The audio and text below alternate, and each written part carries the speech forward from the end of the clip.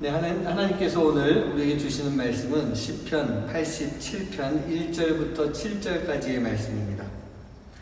그의 터전이 성산에 있으며 여호와께서 야곱의 모든 거처보다 시온의 문들을 사랑하시는도다. 하나님의 성이여 너를 가리켜 영광스럽다 말하는도다. 나는 라합과 바벨론이 나를 아는 자 중에 있다 말하리라. 보라, 블레셋과 두로와 구스여 이것들도 거기서 났다 하리로다. 시온에 대하여 말하기를 이 사람 저 사람이 거기서 났다고 말하리니 지존자가 친히 시온을 세우리라 하는도다. 여호와께서 민족들을 등록하실 때에는 그 수를 세시며 이 사람이 거기서 났다 하시리로다. 노래하는 자와 뛰어노는 자들이 말하기를 나의 모든 근원이 내게 있다 하리로다. 아멘. 오늘 시편 87편을 묵상하기 위해서는 이 시의 배경을 좀 먼저 알아야 될 것 같습니다. 바벨론 포로에서 돌아온 이스라엘 민족들이 이제 예루살렘 성전을 다시 재건하는 그런 과정 속에서 많은 좀 어려움이 있습니다. 방해가 있습니다. 심지어 10몇 년 동안 계속 이렇게 멈춰야 되는 그런 시간들도 있었습니다. 근데 이때 실망하고 있는 이스라엘을 바라보면서 시편 기자가 이스라엘 민족을 격려하고자 한 즉 고라 자손의 시가 오늘 시편 말씀인 것입니다. 먼저 1절 말씀에 보면 그의 터전이 성산에 있다라는 그런 말씀이 있습니다. 터전이라고 하는 것은 기초를 뜻하는 것이고요. 이스라엘의 기초가 다른 곳이 아니라 바로 예루살렘 이곳이다 라고 하는 하나님의 뜻과 하나님의 의지가 바로 고라 자손을 통해서 표현되고 있는 것입니다. 그러니까 지금 너희가 실망하지 말고 계속해서 예루살렘 성전을, 이 예루살렘 성을 복구해야 된다라고 하는 그런 말씀을 시로 나타내고 있는 것입니다. 2절 말씀에 보면요, 하나님이 야곱의 거처보다 시온의 문을 더 사랑하신다라고 하는 말씀이 있습니다. 야곱의 거처라고 하는 것은요, 이스라엘의 온 지역을 말하고 있는 것입니다. 즉 가나안 땅 전체를 말하고 있는데, 예루살렘은 하나님이 이스라엘의 모든 지역보다 가장 사랑하는 곳이 바로 이곳이다. 예루살렘이다. 우리가 예루살렘을 이야기할 때 그런 표현 쓰지 않습니까? 이스라엘의 심장과 같은 곳이라고요. 그만큼 중요한 곳이지만 하나님께서 특별히 사랑하시는 곳, 그곳이 바로 예루살렘이었던 것입니다. 3절 말씀에 하나님의 성이여라고 하는 것은 바로 예루살렘이 하나님의 임재가 있는 곳임을 분명하게 말씀하고 있는 것입니다. 우리 사랑하는 성도님들, 하나님의 임재가 있는 곳, 하나님의 이름이 있는 곳이라고 한다면 바로 그곳에는 하나님의 영광이 나타나는 곳이 분명합니다. 왜요? 다른 이유 아닙니다. 바로 하나님 때문에. 하나님 때문에 그 모든 영광이 나타나게 되는 거예요. 여러분, 왕궁은요, 왕이 있기 때문에 왕궁입니다. 미국의 백악관은 또 우리나라 청와대도 마찬가지죠. 대통령이 있기 때문에 백악관이고 청와대입니다. 안 그러면 그냥 큰 집이고요, 하얀 집이고 푸른 기와를 가지고 있는 큰 저택일 뿐이지 그런 특별한 이름이 붙을 수가 없다는 얘기예요. 무슨 얘기일까요?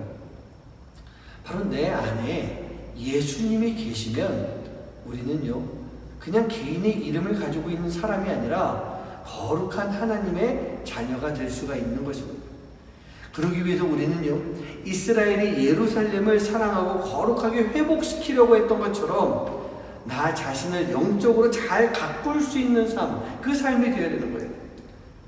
그러나 예루살렘이요, 거룩한 성산으로 회복될 때 많은 방해가 있었던 것처럼 우리 또한 마찬가지예요. 우리가 거룩해지고자 한다면 우리는 분명 많은 방해를 받게 됩니다. 하지만 여러분, 이겨내야 됩니다. 이겨내서 우리가 거룩해질 수가 있어야 됩니다. 그리고 예수님이 내 안에 계시도록 하여야 되는 것입니다. 바로 그것만으로도 우리는요, 존귀히 여김을 받을 수가 있기 때문인 거예요. 한 미국인이요, 프랑스에 여행을 갔다가 그냥 이 장신구를 파는 집에 가서 이 값싼 목걸이 하나 사왔다고 합니다. 근데 그 목걸이 사가지고 미국으로 들어오는데 미국 세관에서 그 목걸이를 보더니 그 목걸이 가격보다 더 비싼 세금을 붙이는 거예요. 뭐 할 수 없이 기분 나쁘지만 어쩔 수 없이 그냥 세금을 내고 나왔겠죠. 그리고 한 보석상을 찾아가가지고 이 목걸이가 도대체 얼마짜리 목걸이입니까? 한번 이렇게 체크를 하는데 주인이 보더니 하는 말이 저 손님 이 목걸이를 제가 25,000불에 사면 안 되겠습니까? 그렇게 이야기하는 거예요.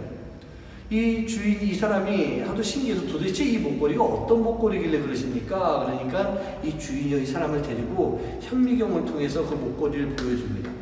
그 목걸이에는 이렇게 적혀 있습니다. 조세핀에게 나폴레옹으로부터. 무슨 얘기입니까? 조세핀이라고 하는 사랑하는 여인에게 나폴레옹이 선물로 준 거예요.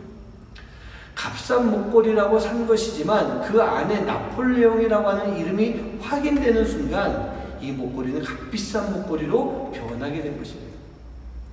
사랑하는 성도님들, 내 안에 예수님이 계시면요, 우리는 존귀한 자가 될 수 있습니다. 거룩한 자가 될 수 있는 거예요. 그 예수님 때문에 내가 존귀함을 받을 수도 있는 그런 삶이 되는 것입니다. 사랑하는 성도님들, 이스라엘이 예루살렘을 회복시키고 하나님의 임재가 계시도록 한 것처럼 주인의 모습인 우리를 거룩하게 변화시켜서 예수님이 내 안에 함께 하시도록 하는 삶, 그 삶을 살아갈 수 있는 여러분 한 분 한 분 되시기를 주님의 이름으로 간절히 축원합니다. 우리 사랑하는 성도님들, 여러분 안에 예수님 계십니까?